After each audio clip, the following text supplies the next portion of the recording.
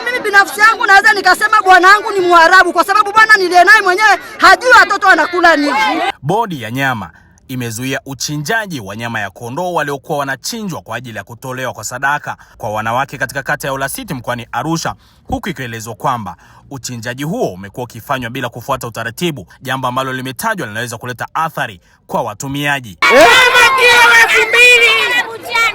Maana mimi napewa bure, mara kuna nyama akasikiani. Mara tunapewa bure.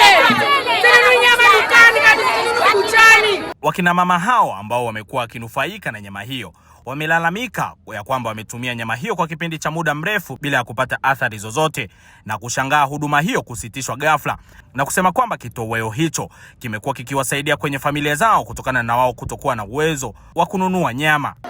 Naitwa Frida. Kaka, mboga tunaoipata tunapeleka kupika nyumbani. Na hapa tulipo wengine sisi ni wajane, hatuna mume.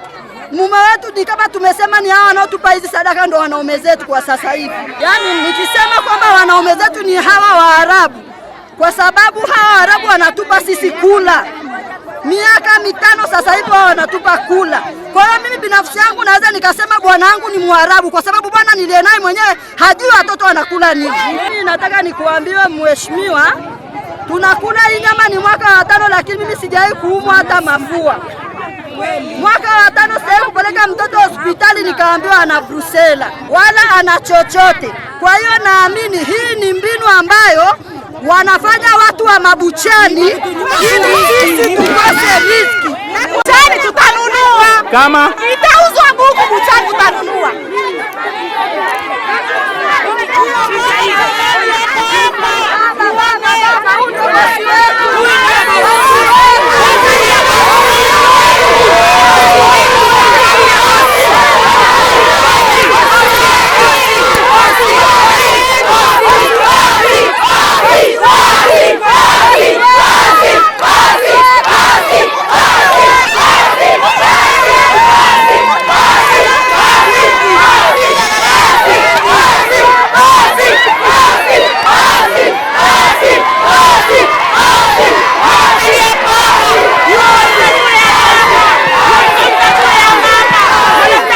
Naitwa Rahma Mwinyi.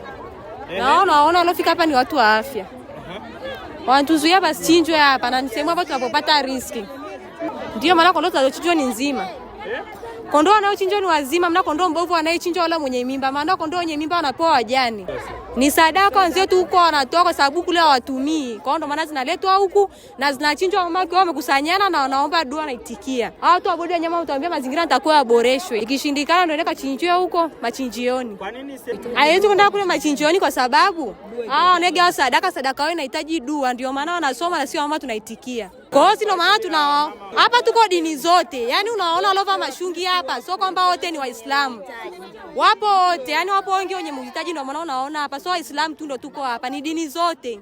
Yaani kama mimi unaniona hapa, sina mume sina bwana. Yaani kama hivi nalia mtoto wangu kupitia hii riski hapa na anapata kila kitu. Yaani hivi tunahesabu labda kondoo mmoja watu 6. Yule kondoo tukishamaliza kumchuna tunamuuza, ile anayepatikana tunagawana na tunapata kwa sababu ya riski ya watoto. Kwa hiyo sisi kwa ombi letu, tunaomba serikali tu itusaidie.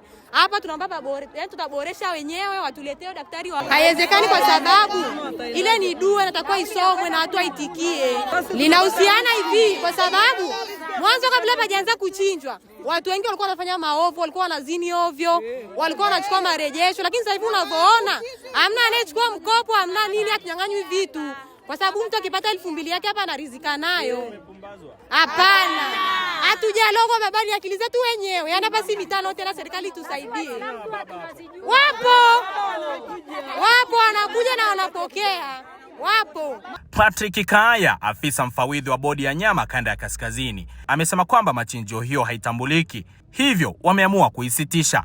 Na kilichotuleta hapo sisi ni kudhibiti hilo zoezi kwa sababu tumetoa elimu kwa muda mrefu hivi sasa, takriban miaka 3 tangu 2022. Kwa hapa jiji la Arusha kuna machinjio ambazo zinatambulika kwa ajili ya uchinjaji kwa huduma ya jamii. Kuna machinjio ya Arusha Miti iko Sakina, kuna machinjio ya Morombo ya mbuzi, kondoo.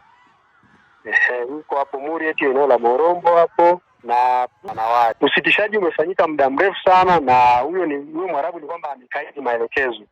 Ameandikiwa barua, amepewa elimu, amekaidi. Kwa hiyo tunachofanya sasa ni kuchukua hatua za kisheria dhidi yake, kwa sababu anafanya jambo ambalo ni kinyume cha sheria.